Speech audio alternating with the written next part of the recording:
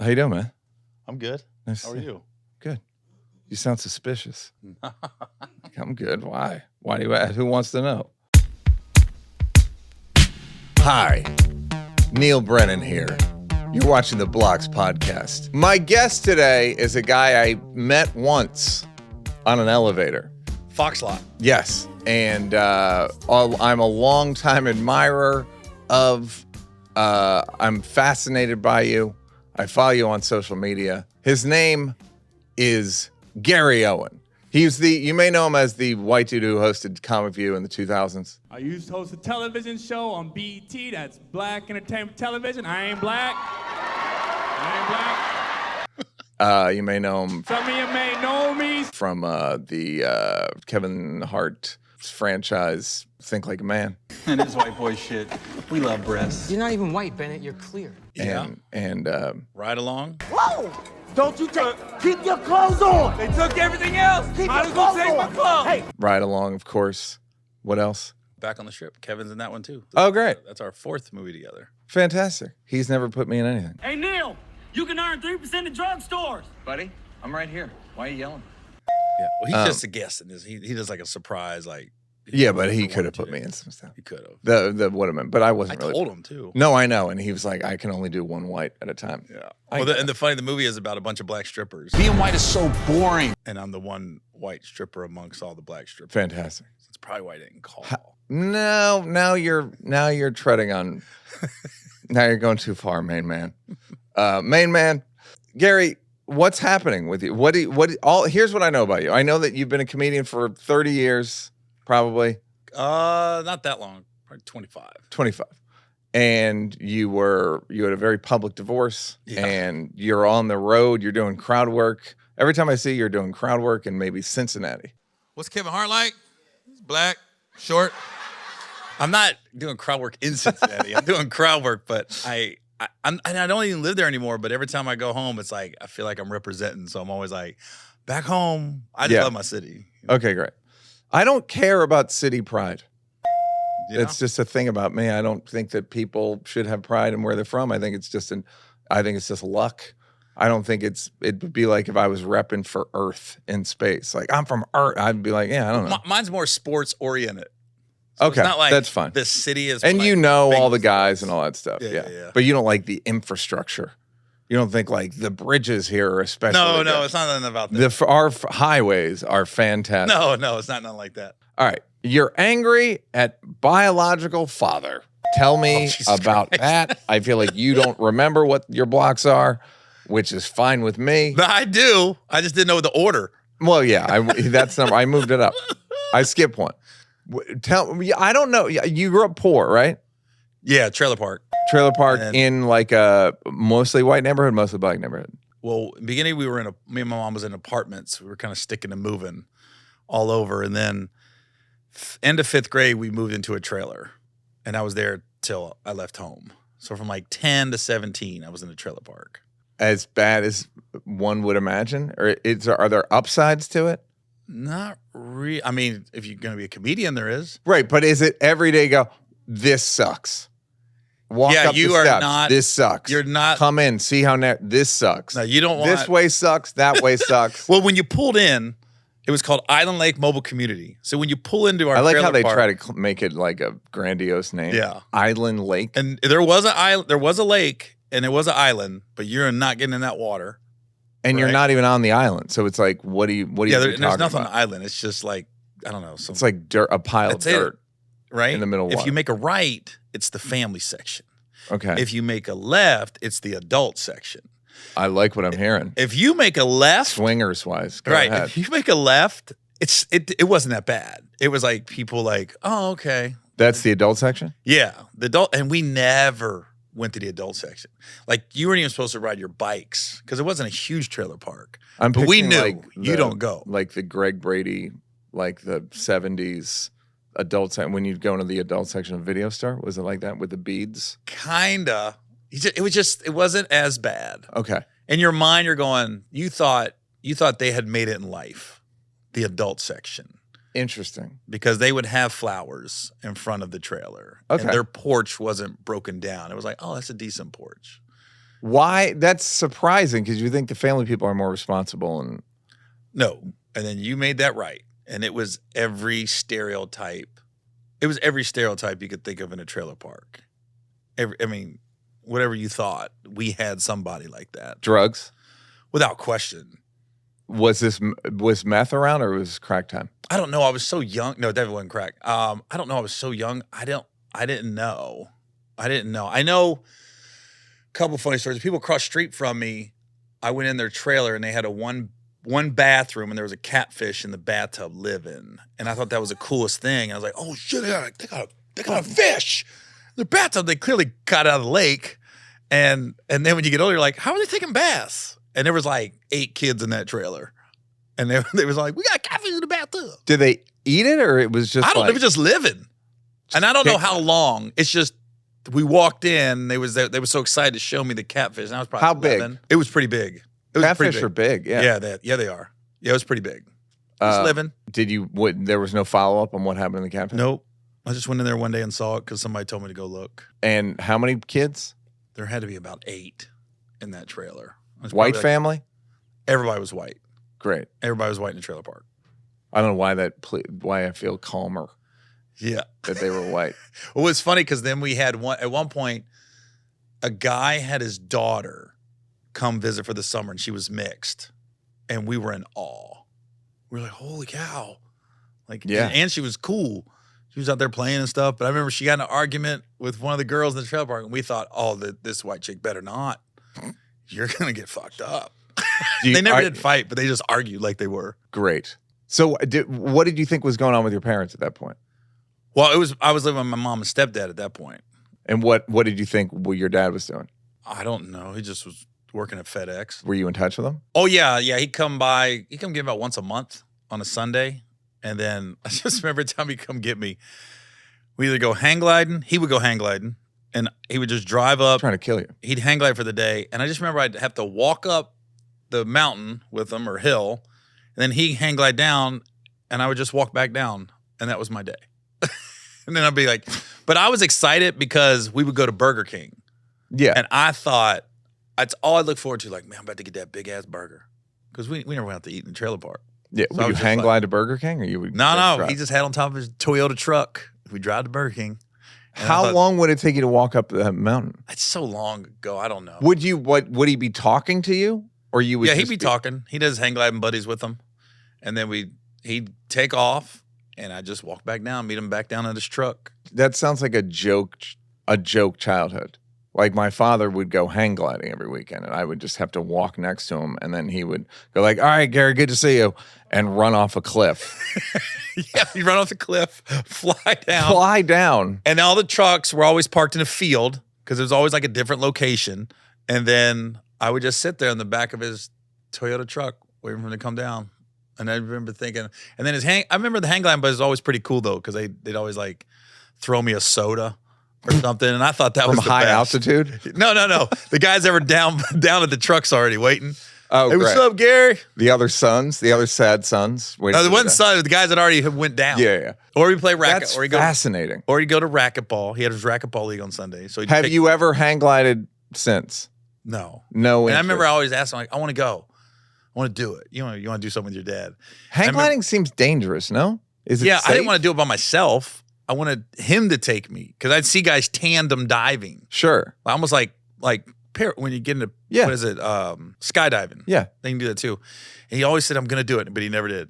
He always be like, all right, yeah, I'm going to get it. I'm gonna take you with me. But we never did. What do you think of your biological dad? Right now? Yeah, or just what have you thought of him? What do you think of him right now? He's a piece of shit. Is that good? Pretty graphic. Yeah. Pretty clear. And how come? We had a complete falling out right before I left the Navy. So I think I think as a kid, you never want a different dad. You just want your dad to do better. Yeah. So you give him every chance, and you're still so he throws you a few crumbs, and you're so happy. Yeah. To be around him. And so I remember I was having a hard time with my stepdad. So the summer going into my senior year, I remember I asked him, I said, can I move in with you? I can't take this anymore. And he basically said no. So I just remember it was the loneliest drive back to the trailer because I had built up all Isn't this every courage. drive back to the trailer lonely? This was worse though, because I thought when I left that day, I'm not coming back. I thought I'm not coming So you're like, back. fuck you, it's so long, They trailer. don't even know I'm out. Fuck you. I'm moving to my dad. So I just remember driving back. I go, fuck, dude. I got to go back to this dude, my stepdad. I can't stand this dude. And it just hit me like, oh, he doesn't really give a shit, my dad. And so. Was he ever with your mom? Until I was like 2 or 3 there we go. I don't remember. Yeah. But he was in the Navy, so he wasn't home. Ah, okay. Because they had me like, she got pregnant her senior year of high school. And then they got married because that's what you did back then, I guess. And then he joined the Navy and he was kind of gone after that. So I joined the Navy my senior year and I was leaving. I graduated in June. I was leaving in July. So June, my dad had kept saying, you know, we're going to go to Florida because his mom and dad, my grandparents moved to Florida. So I was like, all right. And so he buys a ticket for him to go to Florida. And I just remember my stepdad, that's another story in itself. We were actually getting along halfway decent. And I just remember they had sold the trailer and they finally got a house. And so the week I was supposed to go to Florida with my dad was the week we had to move out of the trailer into the house. Yeah. So I had to help move. So I kind of just left my dad hanging because I knew if I went to Florida with my dad, the week we're supposed to move into the house, it was going to be hell my last month living with my stepdad. Because 1, he couldn't stand my real dad. And then 2, he always took it out on me how anytime he had an issue with my real dad. So I was like, I just basically didn't answer his phone call. And then he called and like left this voicemail cussing everybody out about went to Florida and stuff. So the week before I left for the Navy, I remember I saw him and then we kind of made up and everything. And then I know it's a long story. This is great. So now I joined the Navy and I'm not really talking to my dad that much. And then I finally got a hold of him after I came home from boot camp. And I told him the whole story about, dude, it was just going to be rough. And we made up somewhat. And then after about a year and a half, I was in the Navy.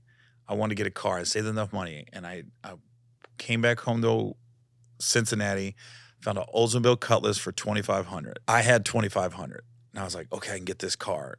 But you got to get insurance and registration. I was short on that.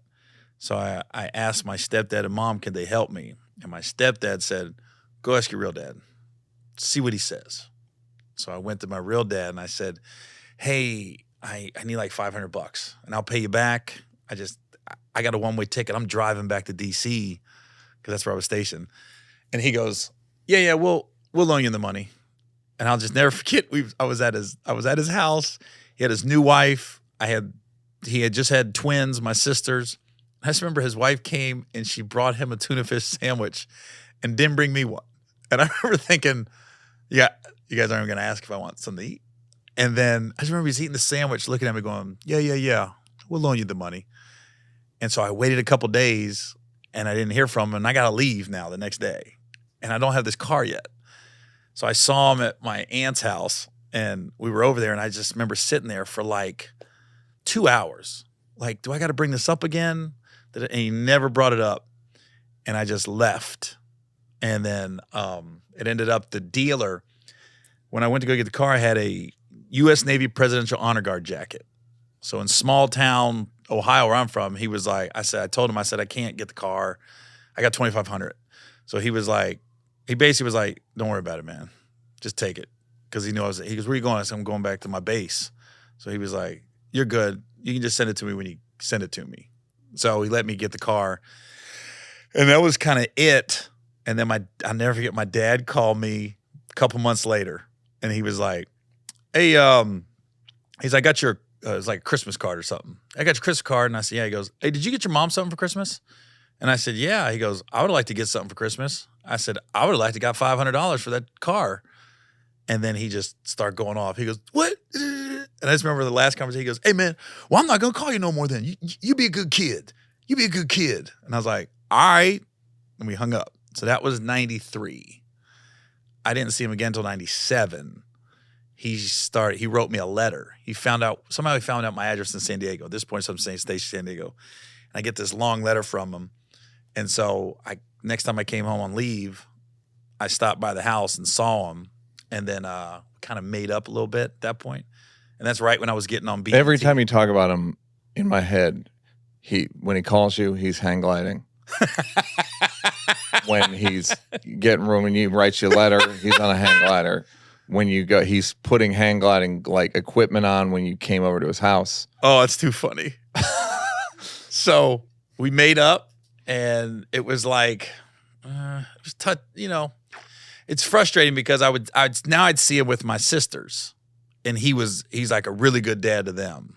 And then his new wife, it was the four of them clearly. And I was kind of it was clear she didn't want me around. All of your relationship with him was colored by her. Now, yeah, for sure. When did they get together? 93, they got married.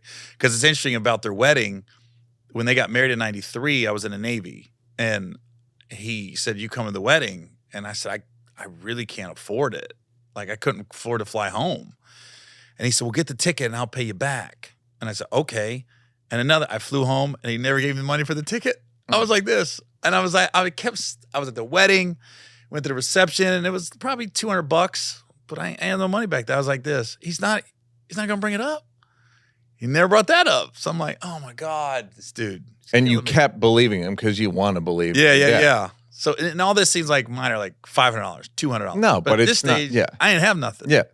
So he got me on the wedding. And then, so we got, somewhat cool. I definitely knew I was kind of the outsider looking in with his new family. And then I'm getting married now, right? And we get to the wedding. My stepdad's flipping out because my real dad's coming. And he sucker punched him at the reception. My stepdad sucker punched my real dad at the reception. Wow. And that is a wedding. It was a hell of a wedding. You hate to say that's a trailer park wedding. Oh, it was 300 people at that wedding. You hate to say it, but you gotta. Yeah, it was 250 black people, 50 white people, and 2 white guys. I didn't want it to get racial like that. Oh, yeah. See, I don't like. See, this makes me uncomfortable. I'm not. Well, it's gonna get worse, Neal. Was the two punchers were white though, right? Yeah. That was funny because it was all these. And I'm glad that it was white because if a black person was involved, they would have hit him with a chair. Yeah, I think we've all learned that the hard way. No hats got thrown up in the air. No, but it's been a tough week for chairs and white people. But so they get in a fight at the wedding reception. That kind of ended the reception. Sure, that'll do it. And this is what's funny. Was there a microphone involved? Like, all right, y'all, we're gonna shut it down. No. It's just like everybody just kind of got separated. Yeah, they dragged them out, and then I just remember. What was the premise of punching him? My stepdad said my real dad looked at him funny. Fair enough. Gave him a look. That's fair. That's all I need. That's what I asked. I said, "What happened?" He goes, "He looked at me funny." I go, What do you mean he looked at you funny?" He goes, I just remember my stepdad. It wasn't a normal face. He looked at me like, "I fucked your wife before you. I went around when Gary was growing up, and I'm still at the wedding. Ha, ha, ha." I was like this. Fuck. That's a hell of a face.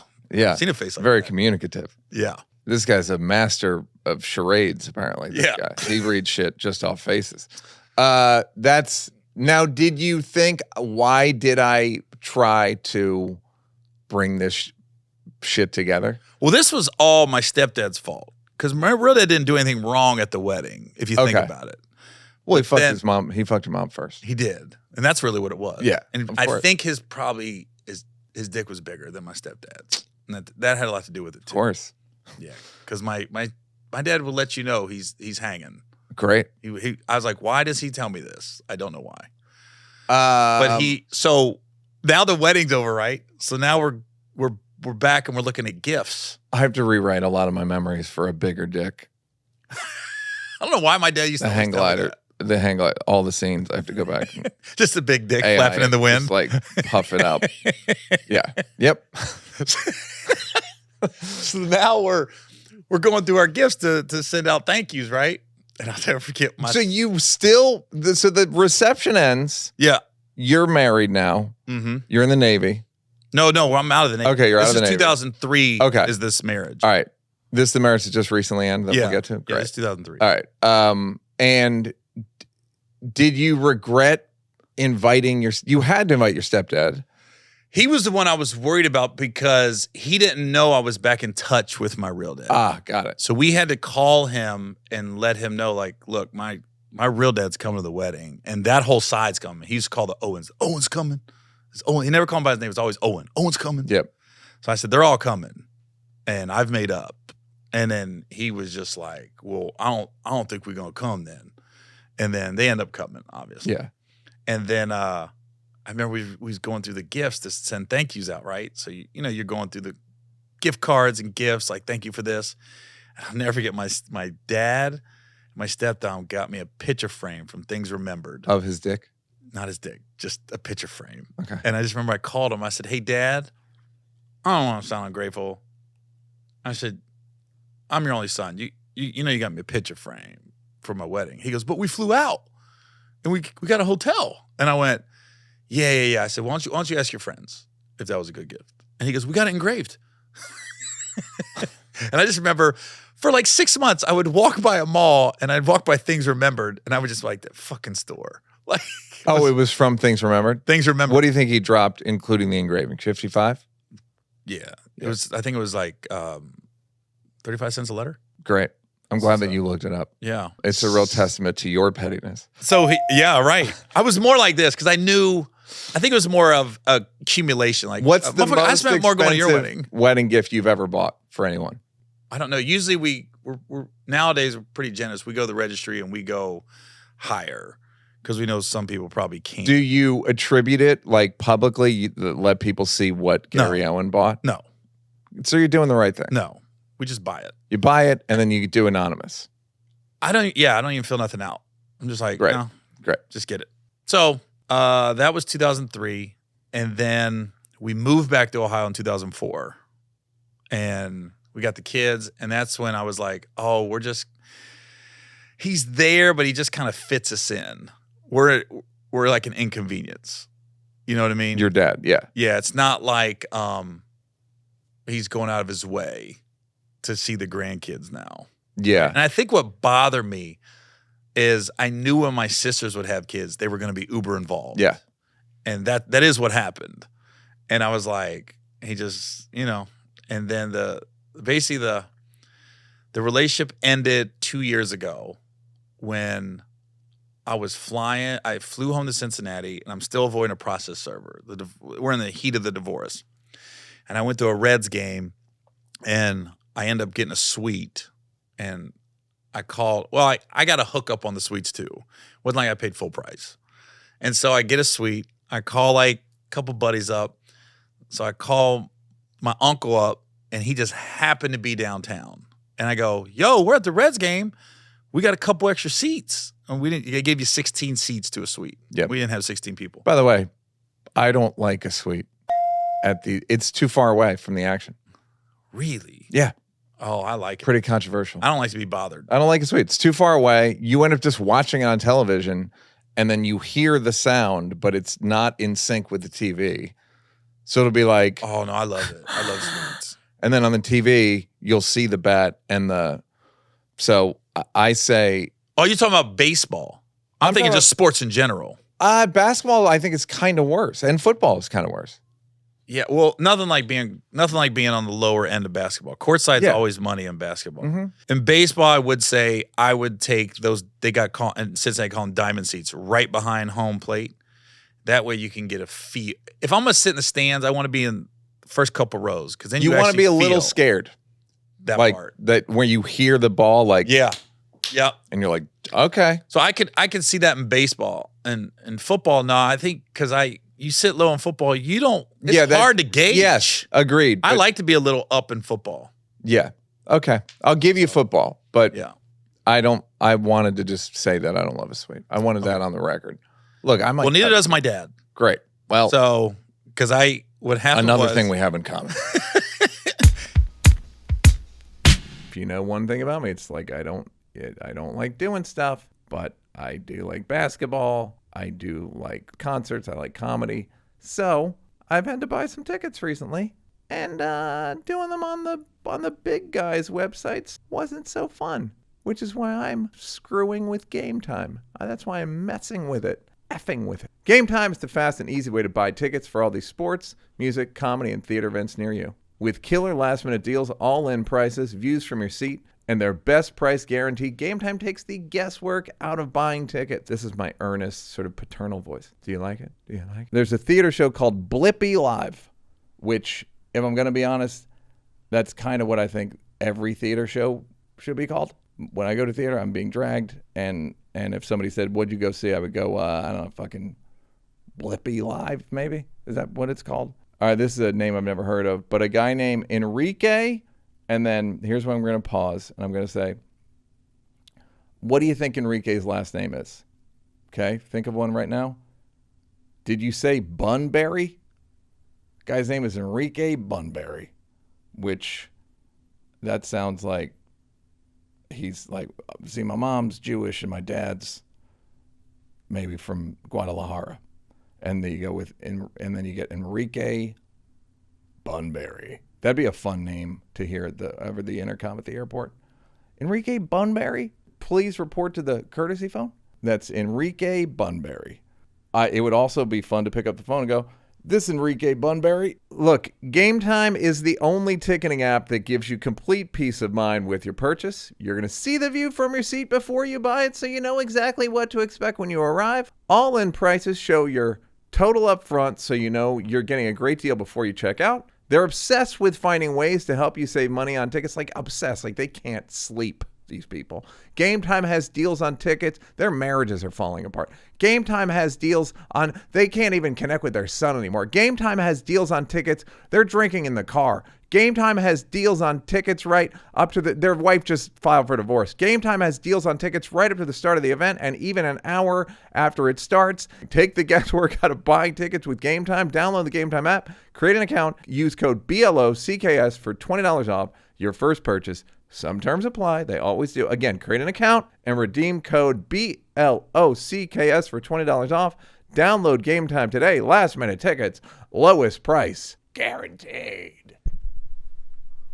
They're getting back together. Guys, you know, they sent me some Dr. Squatch. Dr. Squatch. The doc. Babe, I got a box from the doc. Here's what I like about it. It's good old bar soap. It's kind of used to use, and then I just stopped for some reason, and now it's back. It smells good. My skin is the right amount. It's neither chalky nor artificially moist. They got good scents, like good. It doesn't feel like you're using your girl's soap. I know that's a weird selling point, but it does. You smell like a man. Remember masculinity? Guys, there's a war against us going on, and we have to fight it with soap. Here's what Dr. Squatch is giving you. High-performance natural products that's 98% natural, OB Corp certified. Look it up. No harmful ingredients. You're going to be looking, smelling, and feeling your best. Not in that order. This is the perfect holiday gift, stocking stuffer, or treat yourself purchase. You're going to buy 3 soaps and get 3 soaps for free. It's $28 in savings, like getting each bar for $4. Offer only valid for new customers only. Free shipping. One of Dr. Squatch's founding missions is to encourage men to pay attention to the ingredients they use on their bodies. Back in the old days, we'd put anything on there. I used to clean myself with dry leaves for like a year and a half. It was a bad time, and people didn't like me. Right now, Dr. Squatch is offering my listeners a huge savings. All new customers will get 3 free bar soaps plus free shipping with any purchase of 3 bars. Just go to drsquatch.com/Neal to receive this buy 3, get 3 offer. That's DRSQUATCH.com/NEAL to buy 3 soaps and get 3 free. It's time to get all the daily routine essentials you'll need to start feeling good and smelling like a man today. So my 2 uncles are there. My uncle Bob's and my uncle Daryl, both my dad's brothers, and they end up showing up at the suite. And I didn't even think to call my dad. And I guess he called Daryl. He goes, yeah. He goes, oh man, we're at a baseball game. Gary got a suite. He goes, really? And hung up on him.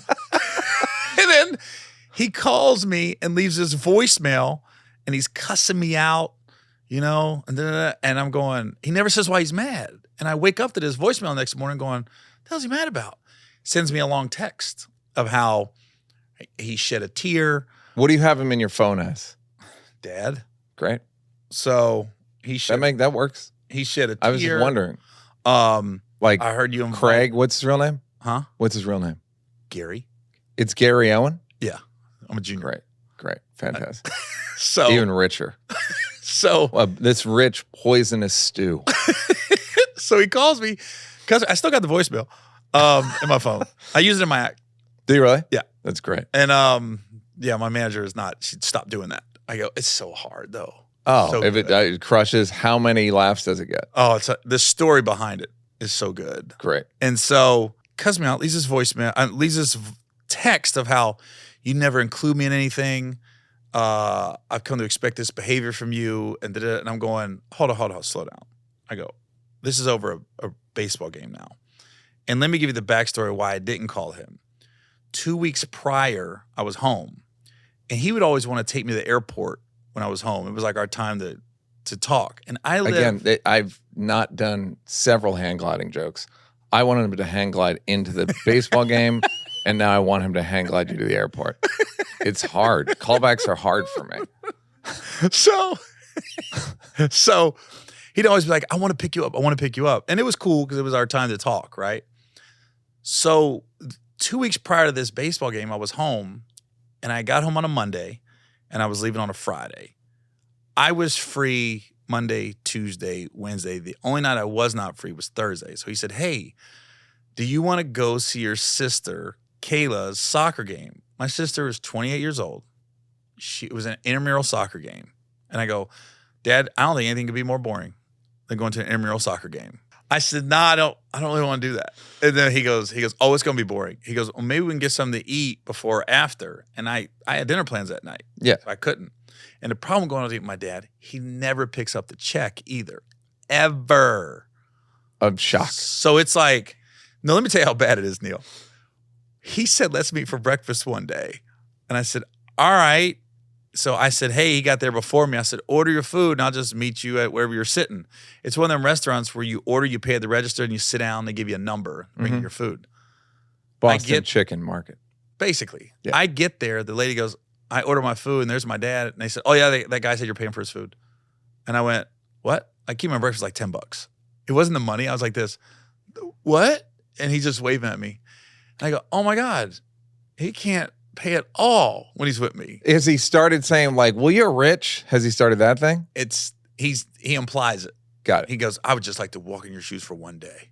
Stuff like that, you know? So when I didn't meet him Thursday, 2 weeks prior, I texted him Thursday night. I said, hey, you still good to pick me up tomorrow? And he goes, no, I got to work. He's retired. When I called, I said, Dad, you got to tell me ahead of time. I live too far out to get an Uber at 4:30 in the morning. I got to make plans to get to the airport. So, and if I drive, I might not be coming home for a month or two. Yeah. So my car's just in at the airport. So I had to call this car service. And I got a car, but the reason I didn't call him 2 weeks later is I'm still like, dude, you just left me hanging. I was going to work. Yeah. And his thing was, I didn't have time to meet him all week. I said, no, I could have met you Monday, Tuesday, Wednesday. Just Thursday, I couldn't meet you. Yeah. So he was in his feelings about that. And then me coming in town 2 weeks later and going to the Reds game and not inviting him really set him off. Speaking of in his feelings, do you ever empathize with him? Now that you've had kids, you've gotten divorced, do you ever think like, all right, I kind of know sometimes, because this is not a rare thing where like the first wife and first kid, they treat like garbage, and then the second, they're like reformed on the second one? Or is it was too inconvenient and too shitty too often that the earth is scorched? The childhood I've come to grips with as I've gotten older with my kids, that's what gets me, is like, oh, wow, you really repeated the cycle with the grandkids. Now you're really involved. Like same way you was involved with my sisters and not so much me. You've done it to my kids and they've picked up on it. And so, and that was more the thing. Like it was little things like I had my first Showtime special and I called him and I said, Dad, I want you to go. He goes, a girl's got a soccer game. And I went, oh. And then, so it was like they were like in 6th or 7th grade. And I go, he asked his brother, Daryl, he said, I think I kind of messed up. He goes, Gary invited me to go to a special, but the girl's got a soccer game. And Daryl goes, I would walk to Vegas if my son had a comedy special and he invited me. Are you crazy? So me trying to get my dad, I flew him out. I put them up at the Mandalay Bay, and like Showtime had given us like 5 rooms at the Mandalay Bay. So I gave my dad one of the rooms. This goes back to his cheapness. So for 3 days, he didn't pay for anything. Guy got a mix up on the credit card. They charged his credit card $1,100. I had to go back and call my manager and be like, hey, they messed up. They charged his credit card. And I told my dad, I said, they're going to take care of it. Might take a couple weeks, but they're going to take care of it. Long story short, they ended up sending him a check for $1,000 instead of $1,100. And he called me, and I'm not lying. Every phone call for about 3 months was, hey, that $100 though. That $100. And finally he goes, can I get your manager's number? I got to take care of this. I said, Dad, I'm not giving your manager's number for $100. I said, take the L. You went to Vegas. You paid nothing for 3 days. It was a $100 vacation. I said, and you saw the special. So he ended up letting it go, but I think it was more coming from his wife. Were you excited when he called you to say, I'm going to come? Yeah. Oh, that's when I got his ticket. I bought his ticket. I was like, I'll get your ticket. So you must be like, it's fucking finally. Yeah. So I was like, oh, I got him. You're right. So Yeah. I was like, that goes back to just, he got entitled. Like he just wanted everything. How about meal vouchers? Did you give him any meal vouchers? He got all of it. Fuck. He didn't pay for nothing. He Meal didn't pay for a vouchers. drink. In that employee cafeteria? So Mm. so now the Reds game happens, and we're on the phone. I called him and I said, hey, Dad, I got your voicemail. I got your text. And he goes, yeah, I meant every word of it. And I went, So we're sitting here going, I said, I can't believe you're mad over a baseball game. And then we're going back and forth over it. And then I said, Dad, you just took family pictures and didn't invite me. So I'm on Facebook and I see this whole family photo shoot. Him, my 2 sisters, their husbands, now all their kids, and nobody called. And somebody made a comment like, where's Gary Jr.? He's like, oh, he had to work. And I was like, nobody even called to invite me. Like, and then I said, Dad, you took family pictures and didn't invite me. And he goes, okay, here we go with this shit. I knew this was coming. And that's the first time I ever snapped on my dad. I said, fuck you, fuck your bitch ass wife, fuck your fucking family, dude. And hung With up a on black scent. No, I said homie. I said, fuck you, fuck your bitch ass wife, fucking family, homie. And hung up. And then Did you want to call him partner? yeah. Bitch ass motherfucker. That would partner is like a level. Hey, let me tell you over something, bitch partner. ass. Yeah, partner. Ooh, fuck. Let me stop you right there, partner. And by the way, the Reds won, bitch. They won that day. So when I hung up on him, I ain't lying. It was 30 seconds later, his wife was texting me. I go, was she on the phone with him? And my aunt said, I bet you he was on speakerphone and she was listening to the whole conversation. She texted me and she was like, hey, this is his bitch ass wife. She was like, those family photos, that was a gift from my daughters and me for Mother's Day. Not that it's any of your business. And then she says, by the way, you still owe us $80 for this FedEx package. Because he would let me use his FedEx number sometimes. I go, damn. And the mix of all of it, she's still asking me for $80 for a FedEx package. And I mean, you owe him $180 by my calculation. And Venmo, his Venmo is Gary Owen Sr. At Gary Owen. I mean, if I have to do a GoFundMe to get this guy his money, I'll do it. Gary Owen Sr. He's light 180. His Venmo is at Potna. Potna. Okay. So and that's 2007? No, this is 2021. Oh, this is Jesus. 2 years ago. Do you see parts of him in you? Yeah. And It gets on what my do you nerves. think of it? It bothers me. You're like, "Arr." We got similar mannerisms. It's just like, it bothers me. By the way, this is like every family. What you're describing is every family. Yeah. So like, as much as you're maybe like embarrassed or whatever, this is my family. It's every family I know about. It's always weird amounts of money from weird lengths of time ago. Yeah. And why I didn't give you yeah. After I cussed him out, this is where I think he went too far. So he went to Facebook with it. He went to social media. This is before your ex-wife went to Facebook with it? This is 2021. This You is were getting during. a lot of This was during. This is in the middle of it. You were catching a lot of heavy incoming. I started seeing another girl. So we went to Sedona and went to Grand Canyon one day. And I, like everybody, you take pictures of Grand Canyon, right? So I sent. You I sent my dad the one panorama? all of it. Great. Full package. Yeah. You know, I was avoiding a process server. I'm still avoiding a process server at this time. So there was like probably less than 10 people that knew where I was at all How many times. phones you got right now at that point? Just one. Okay. So I would have sent added that. one. Huh? I would have added one. Just, I don't even know why. No. It just seems like you got a lot going on. No, I had changed my number and my carrier when I got divorced. Okay. I switched everything up. So he was one of the few people that had my new number. And I had sent him pictures of the Grand Canyon, like I'm at the Grand Canyon, and I sent him a picture of the girl I was with. We just took a picture of Grand Canyon, right? So he took that picture. Specifically, you sent it to him. This was like in June. This is when we were cool. Okay. I thought we were cool. I was keeping him updated with where I was and how the divorce was going. And that picture of me and the girl, one, he sent it to my ex-wife, and two, he posted it on Facebook and put the middle finger emoji in front of it. And then he started posting pictures of my ex-wife, like, I got your back to this divorce. You've always been like a daughter to me. And I'm going, like, you don't like black people. So where's Again, all this? another thing we have in common. Where's all this pro-blackness coming from all of a sudden? I was like, So to me, I was like, oh, And you still, and then the baseball game?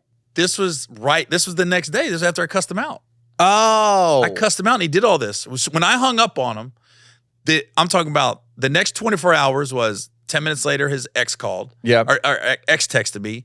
The next day, I see the Facebook. He'd taken an old photo of you from the Grand Canyon. Got okay. And posted it I with thought a it was middle finger concurrent. emoji Yeah. on it. And then started posting pictures of my ex and everything on there. I got your back to this divorce. Then we go to mediation. I find out he's been telling my ex just a bunch of shit about me. And I'm going, you gotta be kidding me. This guy. Yeah. All right. That's not like most family. I mean, that's like very dramatic. My thing with him is like, he was just telling her lies. And I go, why are you trying to make this harder than what it is? Because you're not hurting me. You're hurting her and you're hurting the grandkids. Yeah. You're not necessarily hurting me because we're in mediation. And first thing out of my ex's mouth is like, where's the $292,000 you won in Reno? And I go, huh? So I was like, I've never been to Reno. And I'm sitting there going, what is she talking about? And I said, oh my God. My neighbor, old neighbor in California, they moved to Reno. His wife hit for $292,000 on a slot machine. He sent me the picture. I sent that, and this is like in May, before all this shit hit the fan, May of 2021. I sent that picture to my dad, and I said, I just hit. Don't tell Kenya, she might want half, LOL. Then I called him and said, Dad, I'm kidding. That was my neighbor. I didn't win that. He showed that screenshot to my ex, acting like I really won it, knowing that I already called him and said it was a joke. So I looked at my ex and I go, you've been through all my bank accounts. There's not one flight to Reno. There's not one hotel stay in Reno. I go, so I came in on a horse and spent no money. So I think she goes, I don't know. I don't know. She knew, but I think. Why were you avoiding the process server? I'm just out of curiosity. We lived in Ohio and we had built a house in California. Mm-hmm. So we were kind of splitting our time between Ohio and California. But I said, before we built the house in California, I went to my accountant. Everybody was like, I still want to be an Ohio State resident. I want to pay taxes in Ohio. I don't want California taxes. And they told me, they said, well, you're in a good position because you're a comedian. You travel so much. As long as you spend more time in Ohio than California, they go, you can be in Ohio. You can have 8 houses. I said, okay. So I filed for divorce in Ohio. Legally, that's where we lived. She went and filed in California. And I was like, oh, so my lawyer had to break it down. And they said, don't get served because this divorce could go down in California. And if you get served, you're going to have to go to court and you're going to have to fight it out over jurisdiction. If she gets served, it's just going to be in Ohio. And so I was avoiding it for that reason, to get the divorce in Ohio and not California. Did you end up being, it ended up being in Ohio? Yeah. And couldn't you just say to her like, hey, can we do this in Ohio? Or was so broken She was at that so point? mad. Yeah. When I tried to do the right thing, I thought. So once I filed in a small town in Ohio, Butler County, Ohio, and they were just taking so long with the paperwork to get to say, hey, Small he town. wants a divorce. Small town. You got 2 judges. They're used to like waitresses and plumbers. Yep. And here I come in and they're like, you're on our time now. So I just remember when I left home, it was such a weird feeling. Like I remember pulling out, it was like 4 a.m. and I looked back and I was like, my life is really about to change. Because I knew I wasn't coming home. I knew I was getting a divorce. And I remember just that night seeing my son and her, and I was like, dang, you feel kind of dirty. So you knew you had filed. You'd obviously fought for years, or yeah, you well, weren't getting along. I left 4 times during the marriage. Like people just didn't know. Right. And you always try to give it the old college try and get back together. Yeah. But this last time I knew I was done. And you feel bad. You don't want to hurt anybody. Yeah. Did your kids always know? No, they knew nothing. Okay. Oh, well, the first time I ever left her, I left with them. But they were so young, they were in diapers. They didn't know. I took them with me. I drove from LA to Dallas. Oh, that's a heck of a drive. With 3 kids kids in diapers. Oh, fantastic. Yeah. Do it. That's bucket list shit right there. That was a hell of a trip. Yeah. Like, I'm the only guy that leaves and takes the kids. Hey, if I asked you how many subscriptions you have, would you be able to list them all and how much you're paying? I bet you wouldn't. It's a tough question, isn't it? If you would have asked me this question before I started using Rocket Money, I would have said yes, but let me tell you, I would have been lying. You know I lie sometimes. I can't believe how many subscriptions I had and all the money I was wasting. I wanted to punch myself in the face more than normal. So I used Rocket Money to help me find out what subscriptions I'm actually spending money on. It was eye-opening, and I had them cancel the ones I didn't want anymore. It's a very simple system. I didn't know I was subscribing to a dog walking service that I thought I had canceled years ago. You know how I am with Keith. We mentioned Keith. I tried to cancel it, and then the guy called, and then they did whatever. It's the thing that happens to us all happened to me. And then I got discouraged, et cetera, et cetera. Rocket Money, on the other hand, was able to take care of it for me super easily. Rocket Money is a personal finance app that finds and cancels your unwanted subscriptions, monitors your spending, and helps you lower your bills. With Rocket Money, I can see all of my subscriptions in one place, and if I see something I don't want, I can cancel with a tap. I never have to get on the phone with customer service or any of that, write emails. Rocket Money has over 5 million users and has helped save its members an average of $720 a year with over $500 million in canceled subscriptions.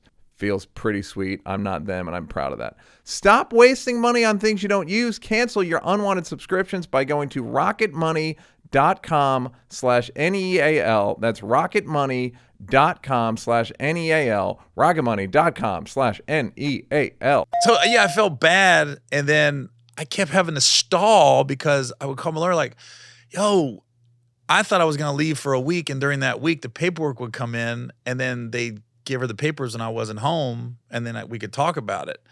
And then it went on for like 5-6 weeks, and I kept coming up for reasons why I wasn't coming home.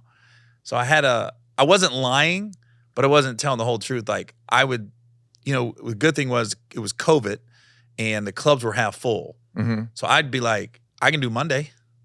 So they'd be like, all right, because you're only on the hook for like 150, 200 seats. Yeah. And then I'd be like, I can do Monday. And then I was like, I'd call home and I'd go, they add it Monday, so I'm just going straight to the next city. And then I was doing my podcast in LA, so I'd be like, I had to fly LA to do my podcast. We're up in Northern California. So I literally came up with all these reasons why I wasn't coming home for a month, and I ran out of reasons. So I just called her. I never forget I was in Jacksonville, and I called her. I said, hey. I don't like being married to you. Goodbye. It's over. That was really what I said. I'm not coming home because I don't like being married to you. Bye. That's really what I said. I said, hey, I'm not coming home tomorrow. I said, I'm just not happy. I said, I don't want to get into all the reasons. I don't even have a podcast. Yeah. There's no clubs on Mondays. I don't like it. I don't like being around you. Right. That's really, that's kind of what it was. But, and then she goes, okay. And keep in mind, the paperwork still hasn't come in. So now I'm telling her I just need time. And then finally the next week, my lawyer calls, yeah, it's come in. We're about to get hurt. We're about to bring the papers to the house. And I went, and I was calling my manager and stuff, and I felt bad. So I was like, I'm going to tell her. I just want a divorce, and you're about to get served some papers. I didn't want her to be blindsided. That was a bad move. I should have just got her blindsided because it would have been over with. when I called her and said I want a divorce, By blindsided, you mean pretend process to be server knocking on the door, pretend to giving her papers. to adopt her, sell the story to Hollywood, and then get the money. Is that what you mean? The Yeah. Blindside, the Michael O'Hare. Oh, that's right, Have you right. seen the- Adopt black kids. See what I'm saying? Yeah. It was a joke that I'll probably cut out because it's too constructed. It's okay, guys.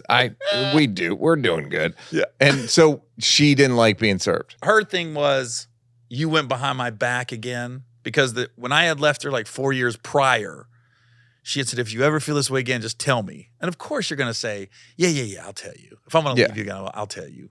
And that was her big thing, was like, we talked about this and da-da-da. And I was like, I said, Kenya, I just don't want to be married. And then I literally could hear they were knocking on the door and she wasn't answering. I was like, somebody's knocking on the door. Could be some great. Could be flowers. And she just never answered. And then she avoided the process server. And then she came down to LA and filed a couple days later. And I didn't know this. And that's when it hit TMZ and everything. Got it. I still, to this day, I don't know that play. Why would you go to LA? We lived in Contra Costa County, California. Yeah. I don't, to this day, I can't get it out of her. Like, why'd you go to LA? I don't understand. I understand if you filed in California, but Well, it seemed like it was a PR. It seemed like that's what it seems. She says no, but it doesn't make sense to come to LA. And then so the next 4 or 5 months was us avoiding the process server. Me and her. I was sticking Each. moving. Yeah, she was trying to avoid it, and I was trying to avoid it. She was avoiding Ohio. You were avoiding it in California. Yep. And who got popped? We got her at a Panera Bread in Antioch, California. Did it feel like when they got Saddam Hussein? Ladies and gentlemen, we got him. Ladies and gentlemen, we got him. But it's still that whole Where'd you get her? A Panera? a Panera Bread. Wow. That seems. I feel like you should bonus out the server somehow. Yeah. Get him a gift card for Panera, $100. And then it's finally okay, kind of. It's done. Yeah, the divorce is final. We settled out of court. We went to mediation. The kids still aren't talking to me right now. That's the tough part. And Call your dad about it. yeah, I'm gonna talk to him about that. He's got a lot of experience with it. Yeah. So, and that's the hardest part when you say you don't want to become your dad. Is like, it's almost like I don't want to move on without him, because I'm like, I don't want to. I feel like I'm Without the kids? with even my kids. I don't want to. Yeah, especially you don't want it. I think the difference is I'm trying to keep them involved, and they're choosing not to. And my dad didn't try to keep me involved. Yeah. So it's tough though, because it's like, dang man, because I haven't seen him in 2.5 years now. It must be crushing. Yeah, but it's like my daughter just recently gave me a new cell, so at least we're somewhat texting. Mm-hmm. So that's baby steps, I guess. That's one of them. That's How many kids? Well, there's 3. There's 2 that are biologically mine, and then older son that I raised with her Right. son. So who are you in touch with? My daughter, it's very superficial text from her. I'll try to reach out, and A lot of emojis, shit like that. no emojis. It's more like she'll just hit, like last week I paid her tuition, and I got to thank you. So, All right. my son he's just I don't know. He's just The oldest son? the oldest son is not really a lot of contact. That's her. not going to happen, I don't think. But my son, he's still at the house, and it's just more like it's hard. I'll try to text him, and he'll text me everything I'm doing wrong, and I don't even engage anymore. I just be like, sorry you feel that way, love you. It's really short. Like, I'm not about to go back and forth with him anymore. He's like, sorry you feel that way, love you. He'll hit me up sometimes on a random, and I feel like he's trying to reach out, but he doesn't know how. So I always just hit him back with a love you. Sorry you feel that way, love you. It's real short. Are you just kind of like hopeful it'll change? It's weird. Like, everyone I talked to went through a messy divorce and a messy public Mhm. divorce. It's gone like everyone told me it was going to go. And there was one guy who told me, and I'm not going to say who, but he said nobody knew this. He didn't talk to his kids for 4 years. And I didn't know that. And then he said his kids was really mad because he cheated on their mom. Mm-hmm. And it was like they couldn't get over it. But now that his sons are older and they're public They cheat. figures, They're like the one kid called him and said, "Hey, Dad, sorry, I didn't know it was like that." So now that he's has some life experience, it was like, oh, Okay, so you're just kind of like, I just got to get through it. yeah, you're just kind of day to day. You're trying to get through it. Okay, well, the thing that I talking to you, you're not very bitter. You're like not. You seem like pretty. Like all the stuff, the way you grew up. You were in the Navy for how long? 6 years. So like it's a bunch of sucky things, right? Like trailer park, Navy, and then but you seem to have like a good spirit. Yeah, I mean, I think I don't try to overthink things, and I do have anxiety. Oh, But- tell when like anxiety attacks or just generalized. I've had a couple anxiety attacks. I had one in Vegas where I was stuck. It's weird when it hits you. I was stuck and I went in a bath. It was one of them. It was like at what do you call it?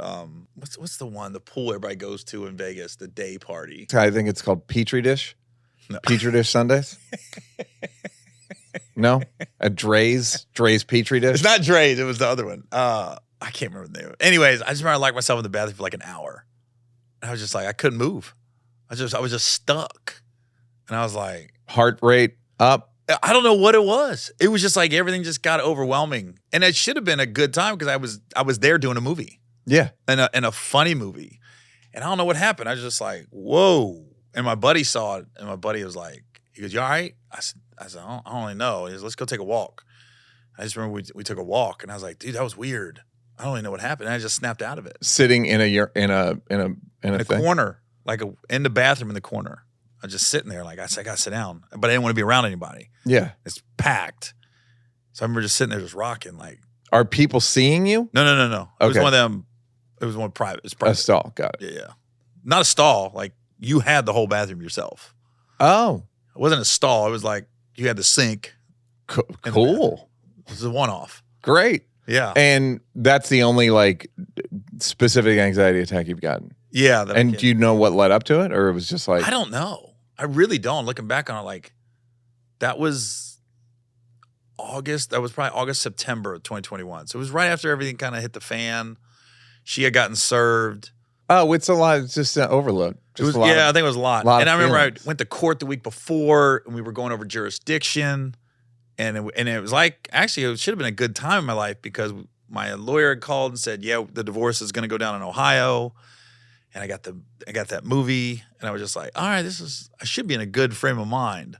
I don't know what happened. It was weird. You just had a lot of feelings. That's the thing. People are like, "What's going on?" It's like just too many things were happening. Yeah. It's just you just got overloaded. Yeah, probably. You don't seem like. Do you feel like are you mostly doing the right things in life? Like, do you feel like you stand by your actions in most scenarios? Like, are you successful?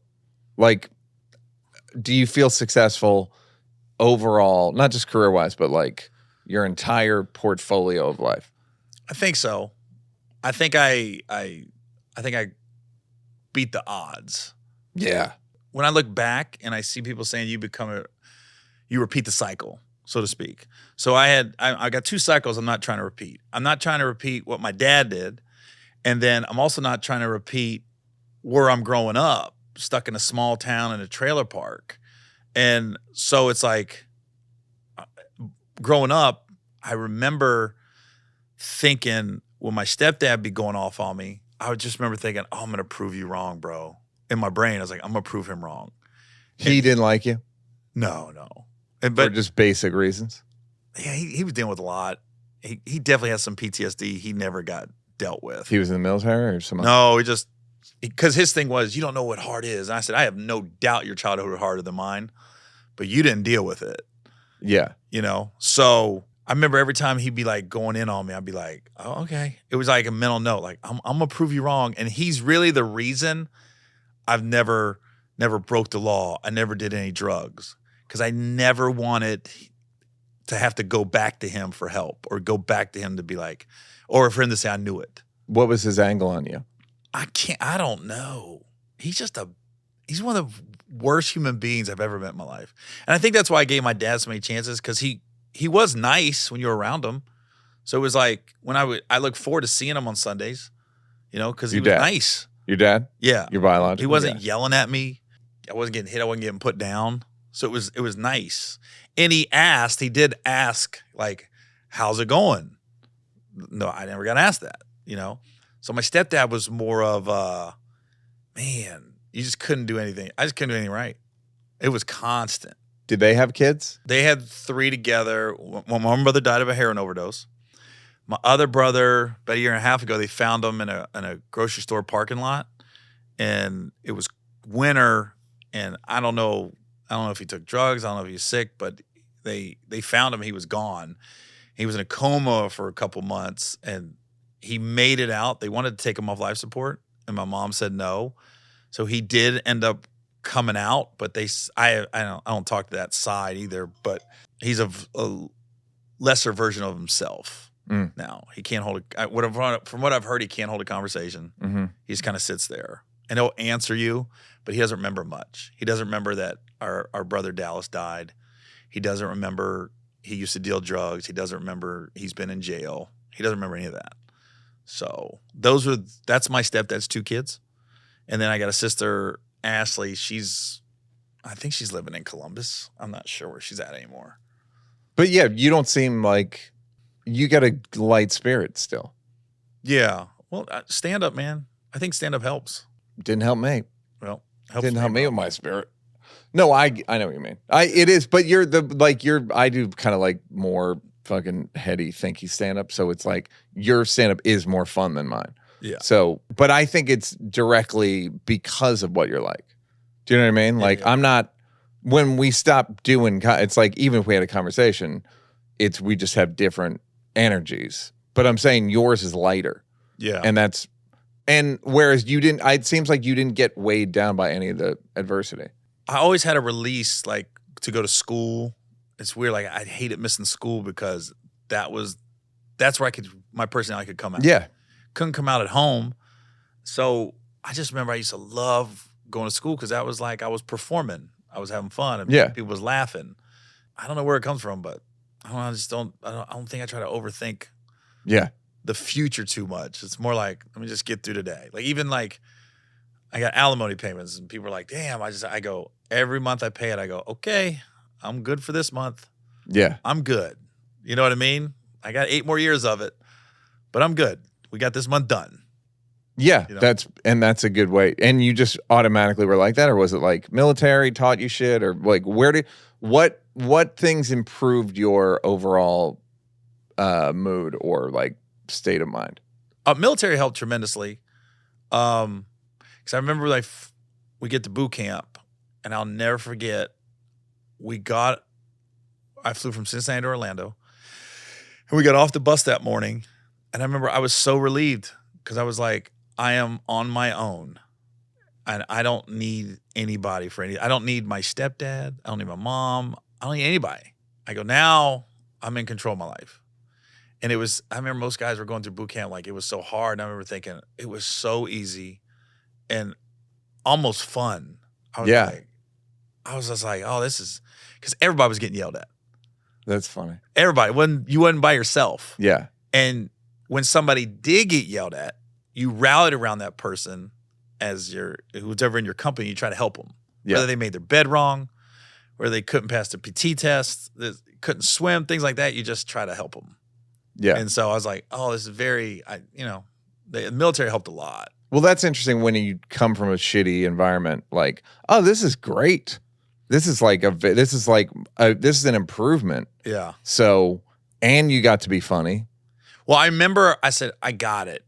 I knew I wanted to be a stand-up. I just didn't know how. But I remember I had something when the first morning, I was the first guy to get yelled at right off the bat because I yawned. Mm-hmm. So they wake you up at like 3:30 in the morning, and I didn't realize I yawned. And he was, am I boring you? Da-da-da. And then now I'm sitting right next to my company commander for breakfast, and we're in that chow line. And I remember he goes, the cook was like, what do you want? And my company commander was like, I want eggs. He goes, how you want your eggs? He goes, over easy. He was like, how easy? He was like, easy as Owens' girlfriend. And then the guy goes, how easy is Owens' girlfriend? And he looked at me, I said, easy like Sunday morning, sir. and the cook was black. He was like, "Ow!" And my company commander kind of chuckled. You're like, note to self: black people like my comedy. Yeah, right. And I remember thinking, I think when it came out, I was like, "Oh, I'm about to get fucked up," or that nothing happened. They just kind of chuckled about it, and I was like, "Oh, I got something here."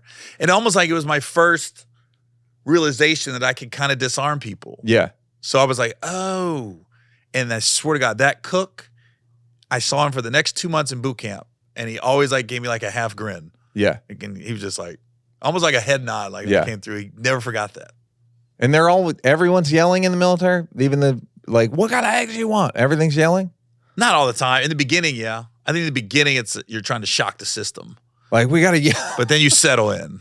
You know what I mean? Yeah, Then you settle in because you realize when you're in the military, after about a month, every week you're getting new companies coming in, and you could tell when they come in, and then you could tell like, oh, they're pissing their pants right now. Yeah. Oh my God! And at this point, you're in a routine. You know, breakfast. You know what you're about to do next. You're going to the field house to exercise. You're just like, Yeah. going through your day.